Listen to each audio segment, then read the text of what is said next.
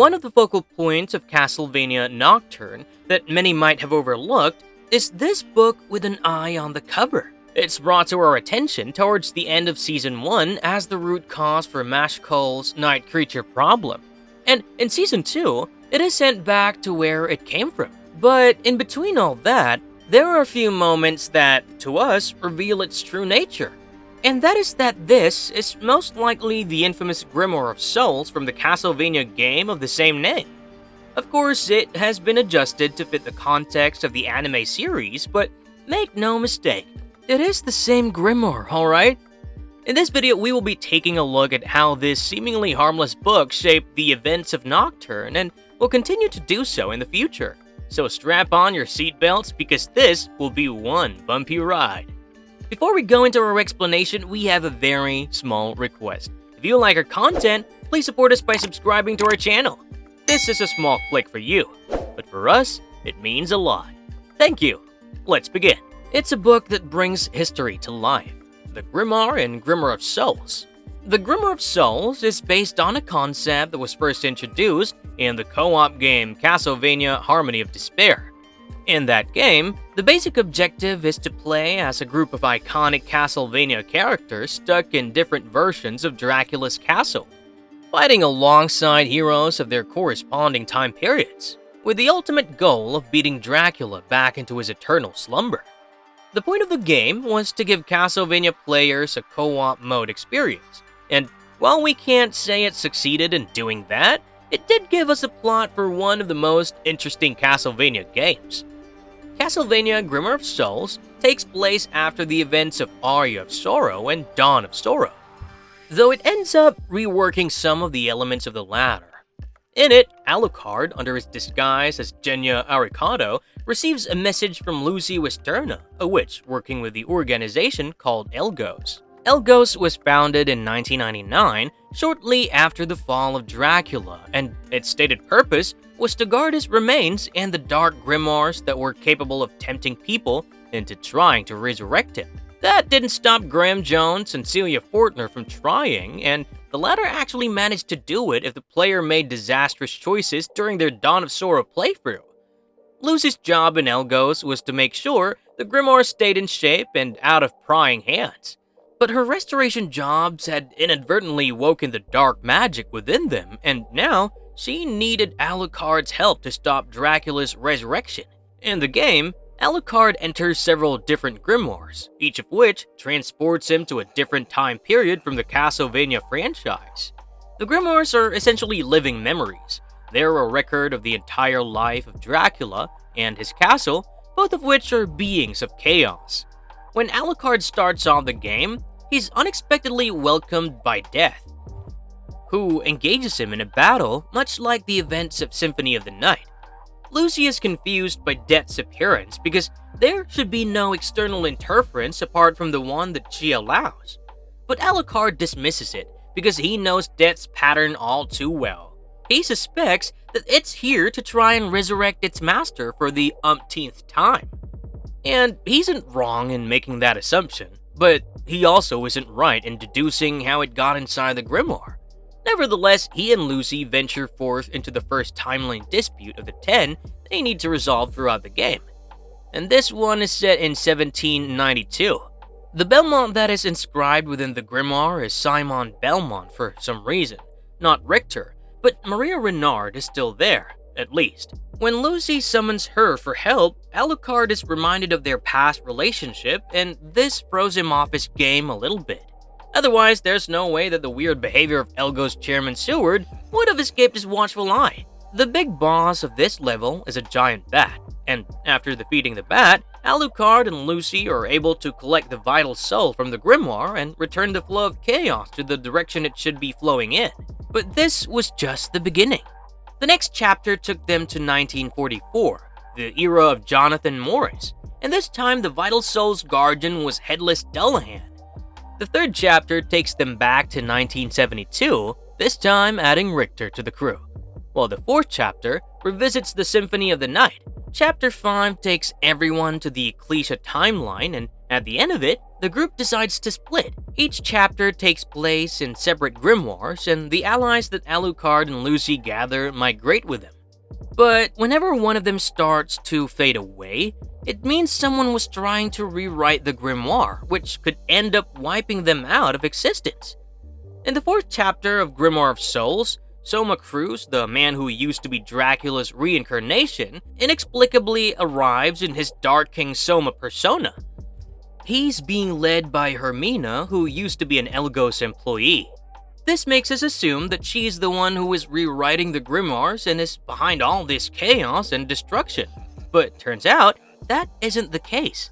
In Chapter 6, Richter and Fading Maria return to 1972 and are forced to fight his then-girlfriend Annette, whose body has been taken over by the soul of Carmilla. In Chapter 7, Alucard and Lucy continue their journey through Symphony-era Castle Dracula, when they're confronted by the boss of that level, and secret mastermind behind the entire game's events, Death. Turns out, Death was Elgos' president and owner, Seward, and for the past few decades, he has been working on a solution to his Dracula absence problem. He decided that the grimoires would be the best way to reunite with his lord, because using them, he could manipulate and amplify the traces of Dracula's soul within Soma's body. It ends up working, and much of the penultimate chapters of the game are spent fighting Dark King Soma. When his friends finally isolate Dracula's soul from his body, the Dark Lord rises for the last time and is defeated by his son, his friends from across history, and the wet memory of Trevor Belmont, who was supposed to be the first Belmont of the franchise. Once Dracula is defeated and Death is thwarted, the series of grimoires that led to these events go dormant, and Genya Oricado's agency takes custody of them. In the games, the basis for all the evil in the world is chaos, the canonical opposite of God in the Castlevania verse. It's because of chaos that Matthias died and Dracula was born. It's because of chaos that Death keeps trying to bring the Vampire King back to life. And it's because of chaos that Soma Cruz nearly turned into Drac himself. Chaos magic permeates the grimoires from the Grimoire of Souls, and the Chaos Realm replaces the Demon Realm as the place where Dracula's soul goes each time he dies. We think it's safe to say that the games consider chaos to be a manifestation of the devil and hell, which makes the book that appears throughout Nocturne very interesting, because it too is clearly a grimoire. I mean, we don't just say that because it has an eye on the cover, we say that because of its contents, which we will now be getting into. It is the hidden Chekhov's gun of Castlevania Nocturne. How the Grimoire shapes the series' future. The Grimoire is introduced in Season 1 as the artifact that gave the abbot the knowledge and power he needed to create night creatures. Night creatures were a staple of the first Castlevania franchise. They were deceased humans who had been transformed into a new kind of life by imbuing their bodies with the spirits of demons from hell. Their creation process was rather similar to summoning magic or necromancy, and the only way to create them was by becoming a devil forge master. Isaac and Hector were incredible forge masters in the original anime, but the key requirement for being a forge master is being born with magical blood. Both Isaac and Hector had that in the spades, but the abbot might as well have been shooting blanks when it came to dabbling in the occult. This makes it all the more confusing that he struck a deal with a devil to redeem the human race, but then again, the abbot's motivations rarely do. He is a man of God who believes in the afterlife he promises, but at the same time, he sides with a vampire that wants to exterminate and oppress his kind just because he views the masses as being too impure for the subtleties of religion. The abbot was a religious supremacist who believed that as long as the ends justifies the means, God would come to see his betrayal as the ultimate act of service. He wanted to preserve his worship to houses that deserved it, houses that could afford it, so he decided to strike a deal with the devil. Abbott gave up his soul in exchange for the power to create night creatures so he could curry favor with Erzsébet, and that's where the show version of the Grimoire comes into play. The devil, who is identified as Old Man Coyote in the anime, gave the Grimoire to the abbot to bypass his problem of being a holy man. Devil Forge Masters fundamentally couldn't be men of the cloth, though their zombies ironically enough can. In Castlevania, Hector uses a clergyman's corpse to sanctify the river into which Carmilla drops Dracula's soldiers during an ambush. But he himself has never prayed, which is part of the reason why he can create night creatures. Only a human hand can reach into hell and pull things out of it. The involvement of a person was necessary in the creation process, but the abbot couldn't perform magic, so instead, the coyote gave him a machine. This machine was built using instructions from the Grimoire and materials from hell itself. It bypassed the traditional requirement of stuffing a demon's soul in a human's body because it could modify the original soul itself. And because it was not from Earth, earthly objects could not destroy it. And the abbot proceeded to use this infernal machine to create dozens of night creatures by the time Season 2's climax rolled around. Since it couldn't be destroyed, his enemies tried to send the machine back to hell instead. And in this mission, they received unexpected help from Olrox. The Aztec vampire had joined up with Erzsébet under the guise of supporting her movement, when really, he was working towards her downfall. Erzsébet's vampire army was certainly a problem, but so long as they were confined to operating at night, casualties could be minimized. The real issue was the machine, because night creatures weren't affected by the day and night cycle, and an army of them would pose a serious threat to human security. Screw Machecoul. Olrox stole the Grimoire from the abbot when he wasn't looking, and gave it to Richter and his allies in an unprecedented move. He admitted that this wasn't ideal, but using them to stop the abbot's night creature cycle was his best option. So he asked Terra to read the book and do what she could. Terra realized that Olrox was right, and the Grimoire did contain a spell that can open a portal to hell. But she also understood just how terrible a power its other contents possessed. The Grimoire was written in Enochian, the occult language of hell, and its presence in the abbot's church was no coincidence. Someone, or something, was manipulating the bigger picture from the shadows, and it turns out it was the shadow itself. Terra's use of the Grimoire allows her to open a portal to hell, and while Richter and the rest hold off the forces of evil, Annette tries her best to knock the machine into it. If they'd succeeded, they could have spared humanity a world of misery.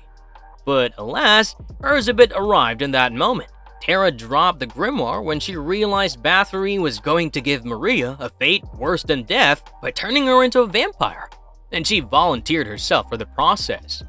The Grimoire wasn't seen again until Season 2, when the several hours that had passed since Erzsébet's departure and the abbot's demise, but the moment Olrox saw it, he knew exactly what it was. So, in the show's continuity, Olrox is an Aztec vampire who has been alive for centuries, and his knowledge about the occult is second to none. He picks up the Grimoire and takes it to the machine, where he studies its contents. Just then, Old Man Coyote arrives, and Olrox tells him he knows exactly who he is, and what kind of temptations he offers. He calls him Mephistopheles, which is a Germanic name for the devil that hands out deals in exchange for damnation. Olrox admits that in his current position, he could use a powerful patron like the devil, but in the end, he rejects his power and that of the Grimoire in favor of something more natural. He tossed the book into the infernal machine and activated it, which seemingly teleported it back to hell. Old Man Coyote disappeared, and the Grimoire wasn't brought up again for the rest of Season 2. But the Coyote returned on 2 occasions, and both hinted that the book and his powers were related, and that it could have only been the Grimoire of Souls. During the final battle with Erzsébet and her forces, Olrox's lover Mizrak is fatally wounded, and the Coyote comes to collect his body and soul.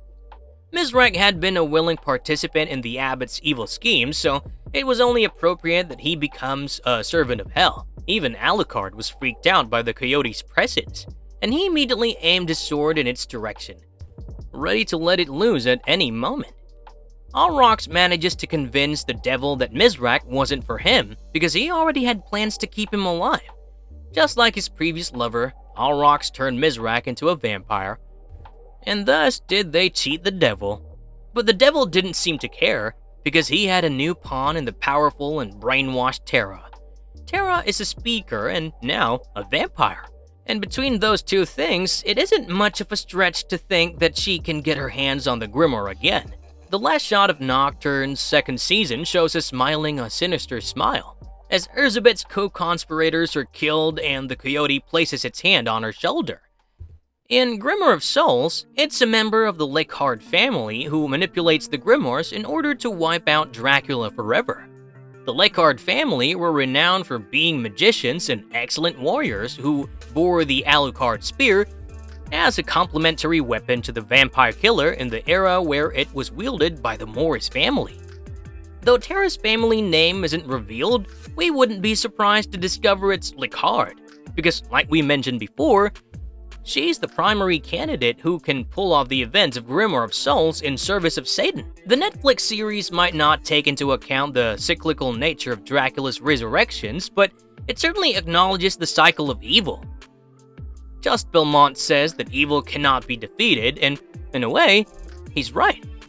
When Genya Arikado set out to meet Lucy Westerna, the last thing he expected was that he would have to fight his father again.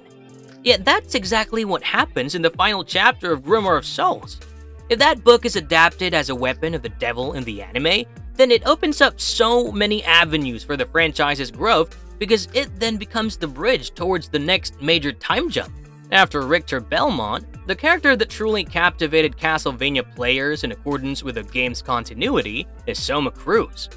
Born the same night Dracula died and his castle was sealed in the eclipse, he's the protagonist of the timeline in which Grimoire is set, alongside Alucard. Infernal machines that create demonic entities will be the least of their concerns if we're right about everything in this video, because then their world would be at risk. In the alternate timeline of Castlevania Lords of Shadow, Satan manipulates the Belmont family into helping him trigger a second war for Heaven's throne. In that timeline, a Belmont ends up becoming Dracula. But that plot twist aside, Belmonts never came in the face of evil. Gabriel ends up thwarting Satan's plans and putting a permanent end to him, which is what we hope to see in the next season of Nocturne. The Grimoire of Souls will play a huge role in it, considering it holds the secret to warping or preserving the human soul, and as Richter and Just demonstrated, that is what makes all the difference between life and death. Marvelous verdict. But for now, we're sorry we're leaving you hanging high and dry because that's all we've got for you guys with this one. The Grimoire is as mysterious as the old man Coyote himself in so many ways that we had to make a video about it. But what we really want to know is what you guys think. Let us know your thoughts in the comments below, and don't forget to like, share, and subscribe for more Castlevania content. We will see you guys in the next one, and until then, do remember, protect your necks.